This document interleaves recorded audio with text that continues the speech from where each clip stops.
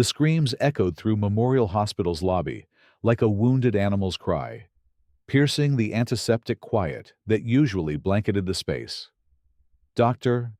Amelia Wilson's white coat spread across the polished floor like spilled milk as Officer Dale Harrison's knee pressed into her back, his handcuffs clicking shut around her wrists with the finality of a coffin lid. The fluorescent lights above cast harsh shadows on the faces of patients and families who had frozen mid-stride, their mouths hanging open in disbelief. "You're making a mistake, Doctor." Wilson's voice cracked as she struggled against the cold metal biting into her skin. Her stethoscope had been ripped from her neck during the struggle, its silver disc now scratched and gleaming under the unforgiving hospital lights. "I work here. I'm a doctor. Officer Harrison." A mountain of a man whose bulk strained against his security uniform, sneered down at her. His badge read HOA Security Services, and his voice carried the authority of someone who had never been questioned. "Sure you are, lady. And I'm the Surgeon General." He yanked her to her feet with unnecessary force, her hospital badge swinging wildly from the lanyard around her neck. "Impersonating a medical professional is a felony. You picked the wrong place to run your little scam." The lobby's marble walls seemed to close in around them as a crowd began to gather. Dr.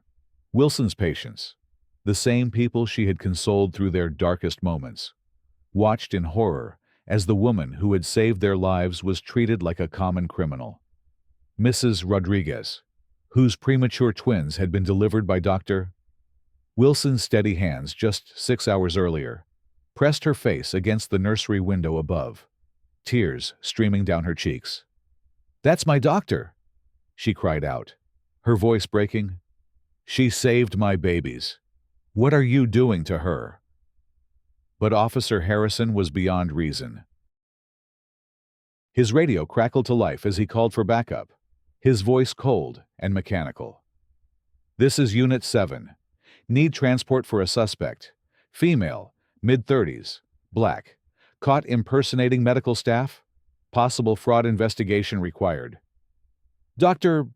Wilson had finished her 24th hour of continuous duty less than an hour ago. Her scrubs were still damp with the sweat of labor and delivery, her hands still trembling from the adrenaline of saving little Miguel Rodriguez's life when his umbilical cord had wrapped around his neck. She had guided him into the world with the same gentle precision that had earned her recognition as one of the hospital's finest obstetricians. Now those same hands were shackled behind her back like a common thief's. The morning had started like any other. She had arrived at 5:30 for her shift, grabbed coffee from the machine that never worked properly, and checked on her post-operative patients. Room 3112's C-section was healing beautifully.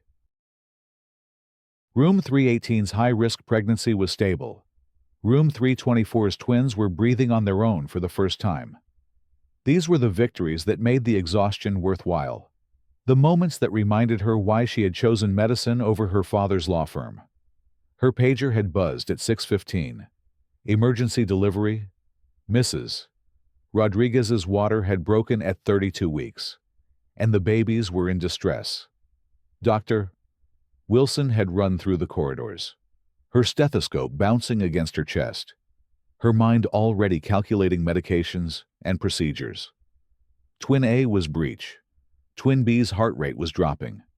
She had worked for 4 hours straight, her hands steady despite the pressure, her voice calm as she guided Mrs. Rodriguez through each contraction. "You're doing beautifully, Maria," she had whispered as the first baby's head emerged. "Just one more push. That's it. Perfect." When both babies were breathing, when their tiny cries filled the delivery room like church bells, Dr. Wilson had allowed herself 30 seconds to savor the miracle. Then she had moved to the next room, the next patient, the next life hanging in the balance. This was her calling, her purpose, her identity. She was Dr. Amelia Wilson, and she saved lives. Now, as Officer Harrison dragged her across the lobby's polished floor. That identity felt as fragile as the premature lungs she had helped expand just hours earlier. Her badge swung back and forth, catching the light. But Harrison's eyes never registered the photo, the title, the credentials that had taken her 12 years to earn. "Look at my badge," she pleaded, twisting her head to face him. "My name is Dr. Amelia Wilson. I graduated from Harvard Medical School. I've worked here for 8 years. Call the administration. Call anyone." Harrison's grip tightened on her arm, his fingers leaving marks that would purple by evening. "Nice try, sweetheart. You think I haven't seen fake IDs before? Real doctors don't hang around the lobby at 7 in the morning, looking like they slept in their clothes." The irony was suffocating. She looked exactly like what she was, a doctor who had worked through the night to save lives. Her hair was pulled back in a messy bun, secured with a pen she had borrowed from the nurse's station. Her scrubs bore the honest stains of her profession: betadine, coffee, and the tears of grateful parents. Her eyes were red from exhaustion and the satisfaction of another successful delivery. She looked like a doctor because she was one. But Harrison saw only what his prejudices allowed him to see. The lobby erupted as Dr. Wilson's colleagues began to emerge from the elevators and stairwells. Nurse Patricia Chen, who had assisted in the Rodriguez delivery, pushed through the crowd with fire in her eyes. "What the hell do you think you're doing?" she demanded, her voice carrying the authority of 20 years in medicine. "That's Dr. Wilson. She just delivered twins this morning." Behind her came Dr. James Martinez, the chief of emergency medicine, his face flushed with anger and disbelief. "Officer, you need to release her immediately. Dr. Wilson is one of our most respected physicians. She's been here all night saving lives." But Harrison had crossed a line and was too proud to retreat. His backup had arrived, 2 more security officers who looked equally convinced that they had apprehended a dangerous criminal. The lobby filled with their voices, harsh and commanding, drowning out the protests of the medical staff. "Stand back," Harrison shouted, his hand moving to his pepper spray. "This is a security matter. Anyone who interferes will be arrested for obstruction." Dr. Wilson felt the fight drain out of her as the reality of the situation crystallized. She was a black woman in handcuffs, and no amount of education, no number of lives saved, no Harvard degree could protect her from the assumptions already made. The patients in the lobby stared at her with a mixture of confusion and dawning horror. Some recognized her, the doctor who had held their hands during procedures, who had explained diagnoses with gentle patience, who had celebrated their recoveries like personal victories. Others saw only what Harrison wanted them to see: a criminal in medical costume. "Please," she whispered, her voice barely audible above the chaos. "I just want to go home. I've been working for 24 hours. I'm tired. I just want to go home." The words hung in the air like a prayer, but Harrison was deaf to everything except his own authority. He began to march her toward the exit, past the coffee shop where she had grabbed countless meals between surgeries, past the gift shop where she had bought flowers for patients' rooms, past the photographs of distinguished physicians that lined the walls, photographs that included her own face, taken just last year when she had received the hospital's Excellence in Patient Care Award.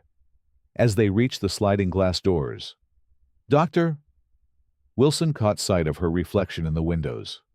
She looked small and broken, nothing like the confident physician who had walked these halls with purpose and pride.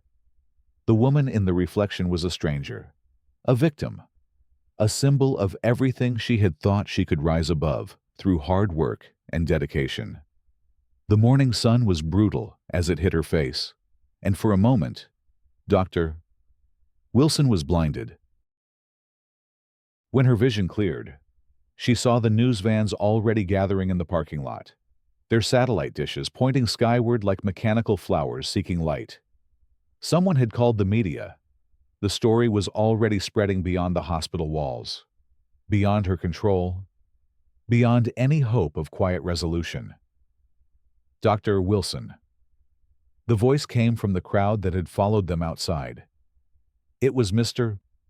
Thompson, whose wife had died of complications during childbirth 2 years earlier. Dr. Wilson had stayed with him through that horrible night, had held his hand as he said goodbye to the woman he loved, had attended the funeral on her day off. Now he pushed through the gathering crowd, his face contorted with rage. "You let her go. She's a saint. She's an angel." More voices joined his. Patients, families, colleagues, all people whose lives had been touched by Dr. Wilson's compassion and skill. They formed a growing circle around the security officers, their anger palpable in the morning air. Harrison's confidence began to waver as he realized the crowd was not dispersing, but growing larger and more agitated. "She delivered my grandson," an elderly woman called out. "She saved his life when he stopped breathing. You're arresting a hero." "She stayed with me through 16 hours of labor," another voice added. "She never left my side. She's the best doctor in this hospital." The testimonies came in waves, each one adding weight to the growing momentum against Harrison and his officers. But the man was stubborn, his ego now invested in proving his suspicions correct. He keyed his radio again, his voice strained with the effort of maintaining authority in the face of mounting opposition. "Dispatch, we have a hostile crowd gathering. Request additional units for crowd control. Suspect is possibly connected to organized fraud operation based on coordinated response." Dr. Wilson closed her eyes and tried to transport herself back to medical school, to the moment when she had first put on a white coat and felt the weight of responsibility settle on her shoulders. She had been so young then, so confident that competence and compassion would be enough to overcome any obstacle. She had believed in the system, in fairness, in the idea that merit would always triumph over prejudice. Her medical school professor, Dr. Elizabeth Harper, had been blunt about the challenges she would face. "You'll have to be twice as good to get half the recognition," she had warned. "But don't let that stop you. The world needs doctors like you, Dr. Wilson. The world needs healers who understand suffering because they've lived it." She had taken those words to heart, had pushed herself harder than her classmates, had studied longer, worked more shifts, volunteered for the most difficult cases. She had graduated summa cum laude, completed her residency with honors, and built a reputation for excellence that had opened doors throughout the medical community. She had thought she had earned her place, had proven herself beyond doubt. Now, standing in handcuffs outside the hospital where she had dedicated her career, Dr. Wilson understood that no amount of achievement could shield her from the assumptions that others would make based on her appearance. She was still that young medical student in Dr. Harper's classroom, still fighting for recognition, still having to prove her worth to people who had decided she was worthless before she had even spoken. The crowd was getting restless. Someone had started filming with their phone, and the video was already spreading across social media. FreeDoc Wilson began trending within minutes, accompanied by photos of her with patients, screenshots of her medical credentials, and testimonials from the hundreds of lives she had touched during her career. But Harrison remained unmoved. As more security officers arrived, the situation escalated rapidly. Pepper spray clouded the air as peaceful protesters were pushed back from the hospital entrance. Dr. Wilson watched in horror as her colleagues and patients were treated like common criminals for the crime of defending her honor. "Stop!" she cried out, her voice cracking with emotion. "Please, just stop. Don't hurt them because of me." Her plea fell on deaf ears.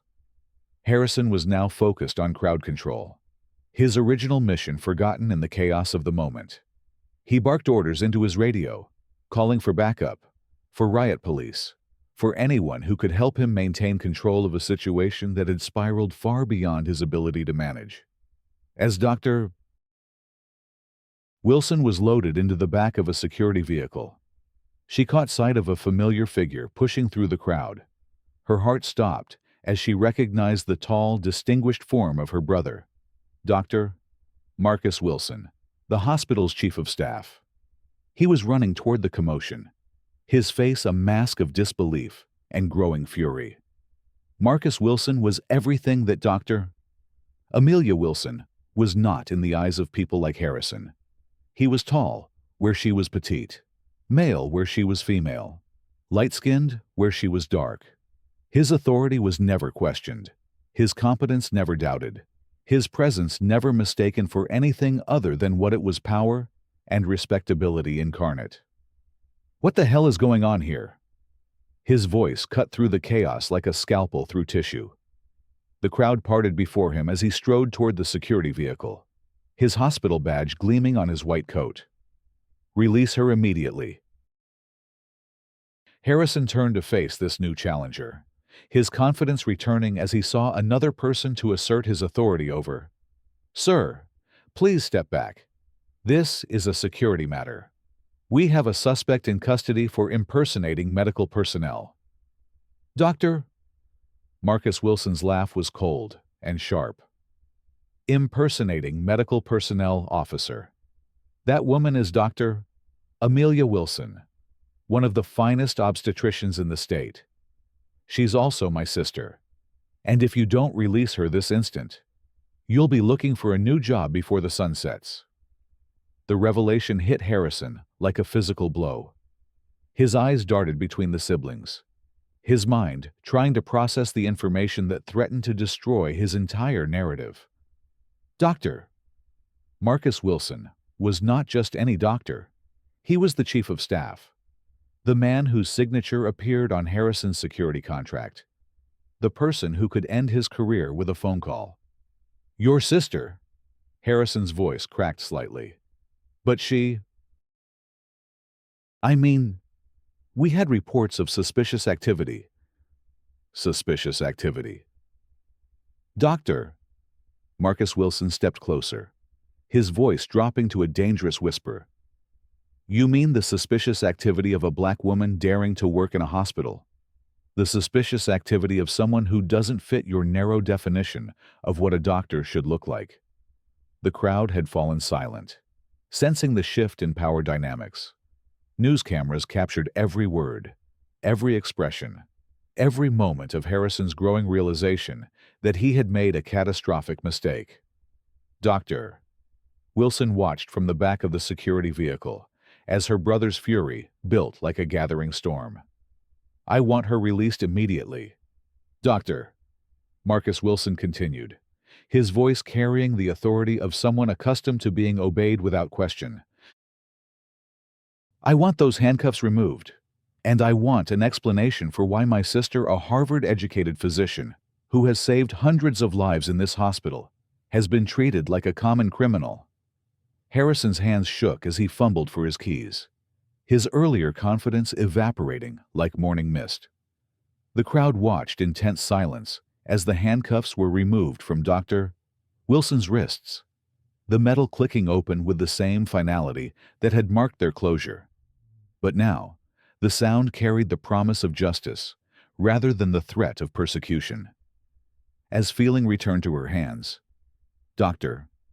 Wilson rubbed her wrists, where the metal had bitten into her skin. The marks would fade, but the memory would remain forever burned into her consciousness. She had been stripped of her dignity, her identity, her humanity, all because one man had looked at her and seen only his own prejudices reflected back. "Amelia." Her brother's voice was gentle now, concerned. He helped her out of the security vehicle, his hands steady and reassuring. "Are you hurt? Did they harm you?" She wanted to collapse into his arms, to let him protect her, as he had when they were children facing the playground bullies, who couldn't understand why two black kids thought they belonged in their expensive private school. But she was not a child anymore. And this was not a playground. This was her professional life, her career, her reputation, all of it now tainted by the spectacle that had played out in front of patients, colleagues, and news cameras. "I'm fine," she lied, straightening her shoulders and trying to reclaim some dignity. "I just want to go home." But home was no longer an option. The story had already spread beyond the hospital, beyond the city, beyond any hope of quiet resolution. Social media was exploding with outrage and support. News vans lined the parking lot like vultures at a feeding site. Her phone, when she finally got it back from the security officers, showed hundreds of missed calls and text messages from colleagues, friends, and reporters all seeking comment on the incident. The hospital administration called an emergency meeting for that afternoon. Dr. Wilson sat in the conference room where she had attended countless staff meetings, where she had presented research findings and discussed patient care protocols, where she had been recognized for her contributions to the medical community. Now she felt like an outsider, a problem to be managed rather than a colleague to be supported. Hospital CEO Dr. Robert Chen, no relation to Nurse Chen, shifted uncomfortably in his chair as he addressed the room. "We need to discuss the incident this morning and how we're going to respond to the media attention it's generating." Incident. Dr. Marcus Wilson's voice was icy. "You mean the racially motivated assault on one of our most distinguished physicians, Dr. Chen winced. "Marcus, we need to be careful about the language we use. We don't want to inflame tensions or make assumptions about motivations." Assumptions. Dr. Wilson found her voice for the first time since entering the room. The only assumption made this morning was that a black woman couldn't possibly be a real doctor. Everything else flows from that assumption. The room fell silent. Several administrators stared at their hands, uncomfortable with the direct acknowledgement of what everyone knew, but no one wanted to say. The elephant in the room had been named, and it was wearing a security uniform and carrying the authority to destroy lives based on the color of skin. Legal counsel spoke up from the corner of the room. "We need to consider the hospital's liability in this matter. The security company operates under our contract, which makes us potentially responsible for their actions." Liability. Dr. Marcus Wilson stood up, his chair scraping against the floor. "You're worried about liability. My sister was handcuffed and dragged through this hospital like a criminal. She was humiliated in front of her patients and colleagues. Where's your concern for her welfare?" Dr. Wilson watched the exchange with growing numbness. These people, her colleagues, were discussing her life as if she were a balance sheet entry, a potential loss to be minimized rather than a human being who had been wronged. She thought of Mrs. Rodriguez's twins, sleeping peacefully in the NICU because of her skill and dedication. She thought of the countless patients who had trusted her with their lives, their fears, their hopes for the future. She thought of the oath she had taken to do no harm, and wondered if anyone in this room remembered taking that same oath. "I think," she said quietly, standing up from her chair, "that this meeting is over." She walked out of the conference room, past the surprised faces of administrators and lawyers, past the photographs of distinguished physicians that lined the hallways, past the plaques and awards that celebrated medical excellence. She walked to the parking lot, where news vans still waited like patient predators, their cameras tracking her movement through the sliding glass doors. The reporters surged forward as she emerged, their questions coming in a rapid-fire barrage that she barely heard above the ringing in her ears. She climbed into her car, started the engine, and drove home in silence, leaving behind the hospital that had been her second home for 8 years, but now felt as foreign and hostile as a battlefield. Her apartment was a sanctuary of medical journals and family photographs, diplomas, and thank you cards from grateful patients. She poured herself a glass of wine and sat on her couch, staring at the Harvard Medical School diploma that hung on her wall. The Latin words seemed to mock her now. Universitas Harvardiana.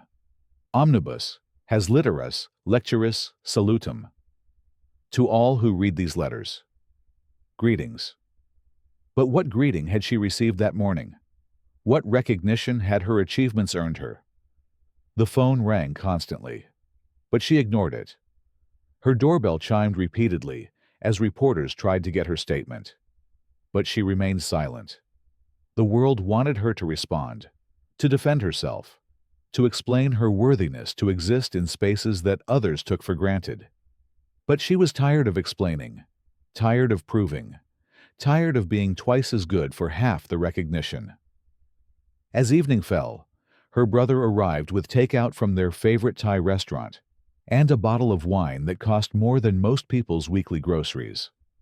They sat in comfortable silence for a while, eating pad thai and drinking wine as they had done countless times during their medical school years, when the world seemed full of possibility and promise. "The city council is calling for an investigation," Marcus said finally. "This is bigger than just the hospital now. It's a civil rights issue." Dr. Wilson looked at her brother, this man who had always been her protector, her advocate, her champion. But even he couldn't shield her from the reality that her professional life had been forever altered by one man's prejudices and assumptions. "I don't want to be a civil rights issue," she said quietly. "I just want to be a doctor." "You are a doctor," Marcus replied firmly. "You're one of the best doctors I know, but sometimes being excellent isn't enough. Sometimes you have to fight for the right to be excellent in peace." The investigation that followed was thorough and damning. Security footage from the hospital's cameras told a story that contradicted Harrison's version of events at every turn. The tapes showed Dr. Wilson emerging from the elevator bank, clearly exhausted, but moving with the purposeful stride of someone who belonged in those corridors. They showed her stopping at the nurse's station to check on post-operative patients, her interactions, professional and caring.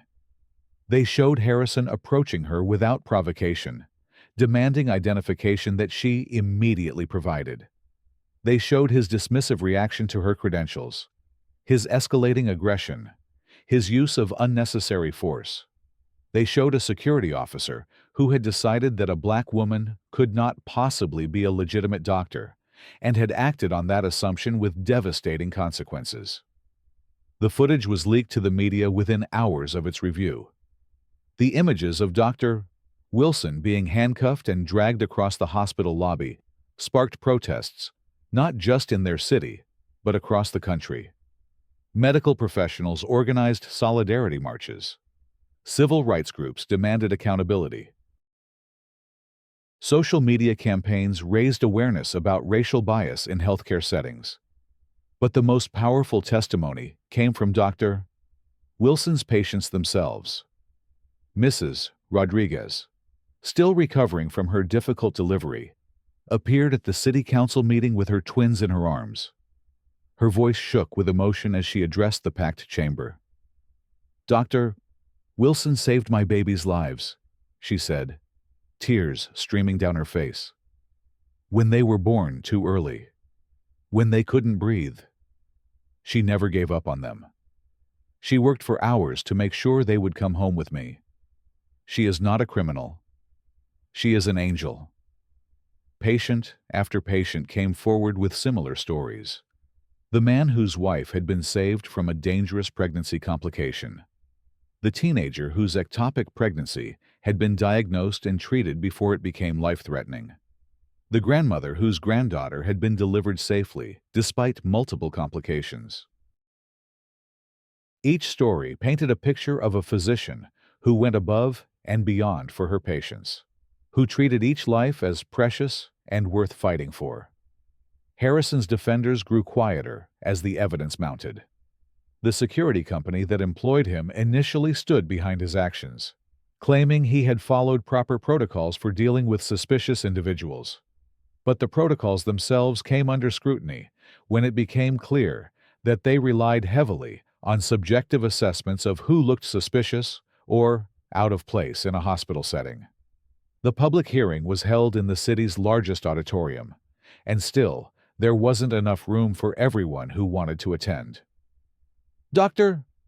Wilson sat at the witness table, her hands folded in her lap, as speaker after speaker testified on her behalf. The weight of their support was overwhelming, but it was also heartbreaking. She had never realized how many lives she had touched, how many people considered her a hero, how many families owed their happiness to her skill and dedication. When it was her turn to speak, Dr. Wilson stood up slowly, her legs shaking slightly from the adrenaline coursing through her system. She looked out at the sea of faces: patients, colleagues, family members, strangers who had been moved by her story and felt the weight of their expectations. "I became a doctor because I wanted to help people," she began, her voice steady despite the trembling in her hands. "I wanted to be there for families in their most frightening moments. I wanted to bring life into the world and protect it once it arrived. I never wanted to be famous. I never wanted to be a symbol. I just wanted to be a doctor." She paused, looking down at her hands, the same hands that had delivered hundreds of babies, that had sutured countless wounds, that had provided comfort to the dying and hope to the living. But I learned something important that morning in the hospital lobby. I learned that no amount of education, no number of lives saved, no level of professional achievement can protect you from someone who has already decided you don't belong. The auditorium was completely silent, hundreds of people hanging on her every word. Officer Harrison looked at me and saw what he expected to see. He saw a black woman who couldn't possibly be qualified to work in a hospital. He saw someone who needed to be controlled, corrected, removed. He never saw Dr. Wilson. He never saw the person who had just spent 4 hours saving 2 premature babies. He never saw the colleague who had dedicated her life to healing others. Her voice grew stronger as she continued. "But you know what I refuse to let his narrow vision define me. I refuse to let his prejudices diminish my calling. I am Dr. Amelia Wilson, and I save lives. That's what I do. That's who I am. And no amount of handcuffs or humiliation can change that fundamental truth." The applause that followed was thunderous, a wave of sound that seemed to lift the roof from the auditorium. People stood up, wiping tears from their eyes, shouting their support and solidarity. Dr. Wilson stood at the podium, overwhelmed by the outpouring of love and respect from her community. The hearing's conclusion was swift and decisive. Harrison was terminated from his position, effective immediately. The security company lost its contract with the hospital and faced a federal investigation into its hiring and training practices. The hospital implemented new anti-bias training for all staff and security personnel, with Dr. Wilson herself helping to design the curriculum.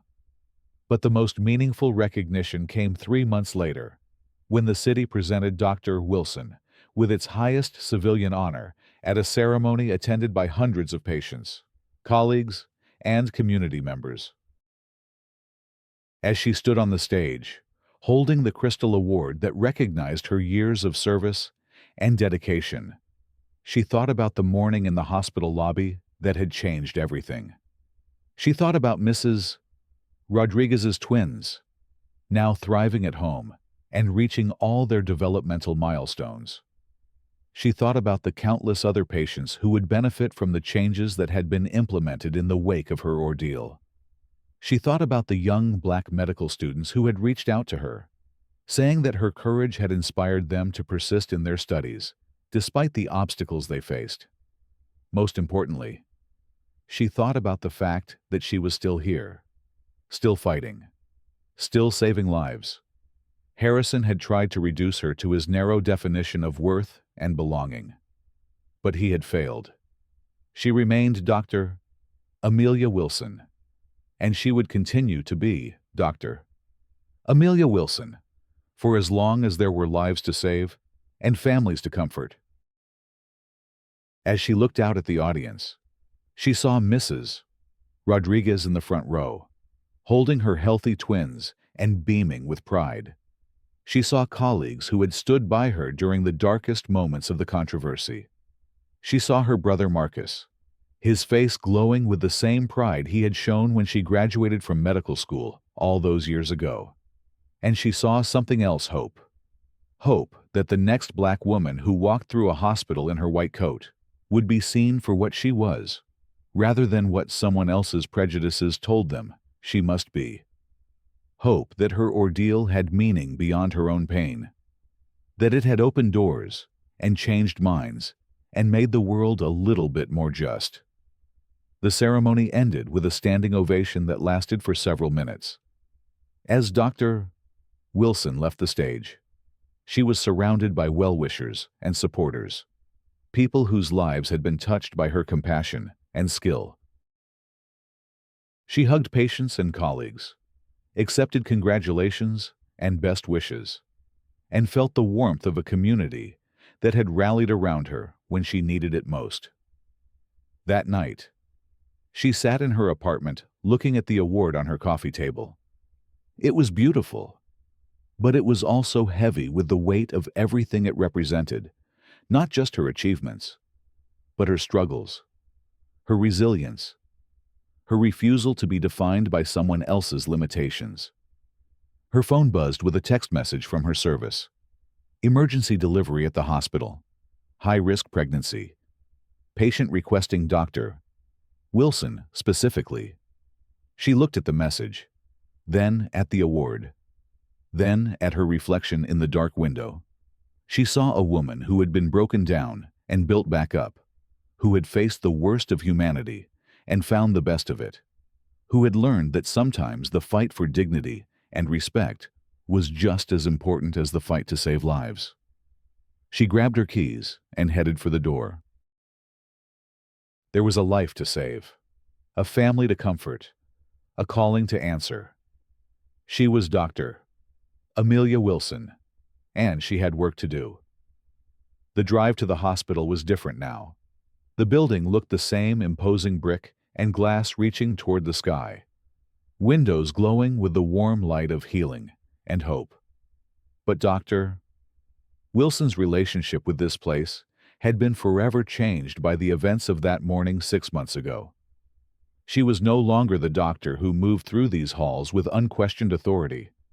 She was the doctor who had been handcuffed in the lobby, who had become a symbol of something larger than herself, who carried the weight of others' expectations along with her stethoscope. As she walked through the sliding glass doors, she noticed the new security protocols that had been implemented in the wake of her incident. Guards were required to verify identification politely before taking any action. Bias training certificates hung on the wall behind the security desk. A prominent plaque near the entrance declared the hospital's commitment to treating all staff and patients with dignity and respect. The night shift security guard, a young woman named Officer Martinez, looked up from her desk and smiled. "Good evening, Dr. Wilson. Emergency delivery." "That's right. High-risk situation. The patient asked for me specifically." "She's lucky to have you," Officer Martinez said, her respect evident in every word. "Go save some lives, Doctor." As Dr. Wilson walked toward the elevators, she reflected on how much had changed. The hospital had not just implemented new policies, it had undergone a cultural transformation. Staff members spoke differently to each other, with more awareness of unconscious bias and systemic inequality. Patient care had improved as the institution grappled with the ways that prejudice could interfere with healing. The elevator doors opened on the maternity ward, and Dr. Wilson was greeted by the familiar sounds of new-life babies crying, monitors beeping, families celebrating. This was her domain, her sanctuary, the place where miracles happen daily and where her skills could make the difference between tragedy and joy. Nurse Chen was waiting for her at the nurse's station, her expression serious. "Dr. Wilson, thank goodness you're here. We have a 34-year-old woman, 37 weeks pregnant, presenting with severe preeclampsia. Blood pressure is 180/110 protein in the urine, and she's showing signs of HELP syndrome." Dr. Wilson's mind immediately shifted into emergency mode, her personal struggles forgotten in the face of professional necessity. HELP syndrome was a life-threatening complication that could kill both mother and baby within hours if not treated properly. This was why she had become a doctor for moments like this, when her knowledge and skills could mean the difference between life and death. How long has she been symptomatic? Started with headaches and visual disturbances this morning. Her husband brought her in when she began vomiting and complained of upper abdominal pain. Her labs show elevated liver enzymes and dropping platelet count. Dr. Wilson nodded, already formulating a treatment plan. Prep her for immediate delivery. We need to get the baby out before her condition deteriorates further. And get me a complete blood panel, plus type and cross-match in case we need to transfuse. As she scrubbed in for surgery, Dr. Wilson thought about the woman lying on the table just a few feet away. Someone who had asked for her specifically, who trusted her enough to put her life and her baby's life in her hands. This was what made all the struggle worthwhile, the knowledge that her skills and experience could provide hope in the darkest moments. The operating room was a symphony of controlled chaos. Monitors beeped steadily, tracking the patient's vital signs and the baby's heart rate. The surgical team moved with practiced precision, each person knowing their role in the delicate dance of life-saving medicine. "Scalpel," Dr. Wilson said, her voice calm and steady. The blade moved through tissue with surgical precision, her hands guided by years of training and hundreds of similar procedures. But each surgery was unique, each patient presenting their own challenges and requiring their own solutions. 20 minutes later, the baby's first cry filled the operating room, and Dr. Wilson felt the familiar surge of joy that accompanied every successful delivery. The infant was small but healthy, her lungs strong and her reflexes normal. The neonatal team took over her care while Dr. Wilson focused on completing the delivery and ensuring the mother's stability. "How's her pressure?" she asked the anesthesiologist. "Coming down nicely, 140/90 and falling." "The magnesium sulfate is doing its job." Dr. Wilson continued her work, carefully suturing the incision and monitoring for any signs of complications. HELP syndrome could cause severe bleeding, and she remained vigilant for any indication that the patient's condition was worsening. An hour later, both mother and baby were stable and recovering. Dr. Wilson sat in the family conference room with the new father, a young man whose hands shook as he held his coffee cup. "Is she going to be okay?" he asked, his voice barely above a whisper. "She's going to be fine," Dr. Wilson assured him. "We caught the condition early enough to prevent serious complications. She'll need to stay in the hospital for a few days for monitoring, but her liver function should return to normal within a week or two." The man's shoulders sagged with relief, and tears began to flow down his cheeks. "Thank you," he said, his voice thick with emotion. "Thank you for saving them both." Dr. Wilson reached across the table and squeezed his hand. "That's what I'm here for. That's what we're all here for." As she walked back through the hospital corridors, Dr. Wilson reflected on the night's events. Another life saved, another family kept intact, another miracle in the endless stream of miracles that made her profession so rewarding. The headlines and controversies of the past months faded into background noise when confronted with the fundamental reality of her calling: she saved lives. and that was enough. The sun was rising as she finally made her way to the parking lot, painting the sky in shades of pink and gold that reminded her why she had chosen medicine in the first place. There was beauty in healing, poetry in the rhythm of beating hearts, hope in the first cry of a newborn baby. These were the moments that sustained her through the challenges and controversies. The recognition that her work mattered in ways that transcended politics and prejudice. Her phone buzzed with a text message from her brother. Saw the news about the successful delivery? Proud of you, as always. She smiled as she climbed into her car, exhausted but fulfilled. The road ahead stretched out before her, leading home to rest, and then back to the hospital for another day of healing and hope. She was Dr. Amelia Wilson, and despite everything that had tried to break her, she remained exactly who she had always been: a healer, a fighter, a woman who refused to let anyone else's limitations define her possibilities. The city awakened around her as she drove through the early morning streets, full of people beginning their own journeys toward unknown destinations. Some would face challenges that seemed insurmountable. Some would discover strength they never knew they possessed. Some would learn that the worst moments in life could become the catalysts for the most meaningful changes. Dr. Wilson had learned all of these lessons in the span of a few short months. She had been broken down and built back up, had faced her worst fears and discovered her greatest strengths, had found that sometimes the fight for dignity was just as important as the fight to save lives.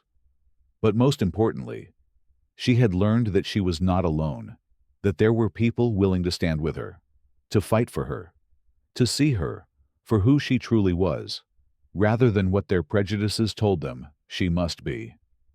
As she pulled into her driveway, Dr. Wilson looked back at the hospital in her rearview mirror, its windows catching the morning light like a beacon of hope. Tomorrow would bring new challenges, new patients, new opportunities to make a difference in the world. She would meet them, as she always had, with skill, compassion, and an unshakable belief in the power of healing to overcome even the deepest wounds. She was Dr. Amelia Wilson, and she had work to do.